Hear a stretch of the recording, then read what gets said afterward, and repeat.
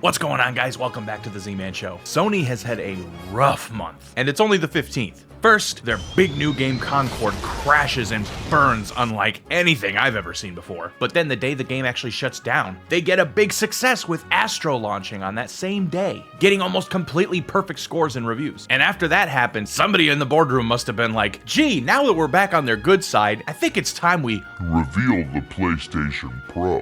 And they revealed it, and all the goodwill they got with the Astro game went down the toilet. They revealed the PlayStation 5 Pro, the mid-generation upgrade. In the reveal announcement, they show side-by-side comparisons of the graphics between the PS5 base model and the PS5 Pro. And yes, you can tell there's a difference, but it's not that big. And the differences that they make are really only in the faraway details in the game. Granted though, being able to get 60 frames per second in more games, not all of them, but a lot more games without having to be in performance mode is kind of cool. But for a whole mid-generation upgrade just for that, there's differing opinions on both sides, but I feel like the majority of people think this is stupid. But the graphical upgrades isn't even the kicker. The biggest issue, it seems, is for this premium $700 brand new console, they're not including a disc drive. You can buy one separately. Well, actually, no, you can't because they're all sold out now. And it also doesn't come with the vertical stand. Yes, the vertical stand isn't completely necessary and it's pretty cheap to buy separately. But if I'm already paying $700 for your brand new premium console, if it's so cheap, why not just include it in the box? That makes no sense. And not including the disc drive is just insanity to me. I know a lot of people have moved to pretty much all digital stuff, and yes, like I said before, you can buy the disc drive separately, but at that big of a price point, why are they going to nickel and dime everyone for two things that should definitely be included? There are still people out there that are saying that nothing's wrong with what they're doing, and obviously they have every right to do it this way, they can do whatever they want. But what I've seen over this past week since the reveal is almost unanimous disdain for the way they're handling the release of this thing.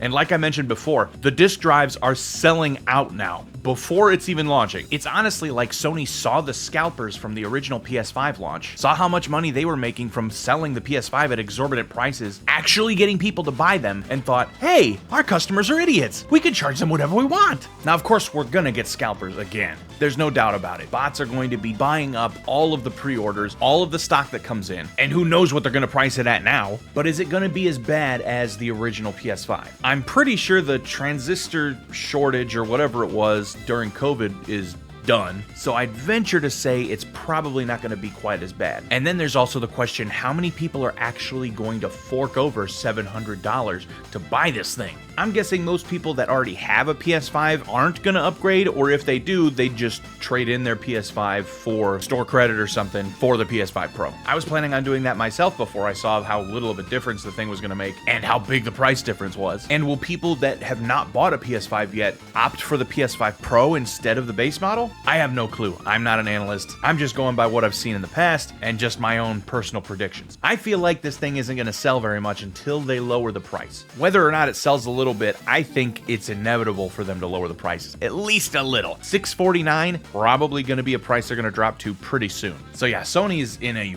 weird spot right now. Will they get their reputation out of the hole it's in right now? Or are they going to do something to make it even worse? I don't see how it could get any worse, but you never know. Hopefully something good does happen soon. Anyway, thanks for watching, guys. I'll see you next time on The Z-Man Show.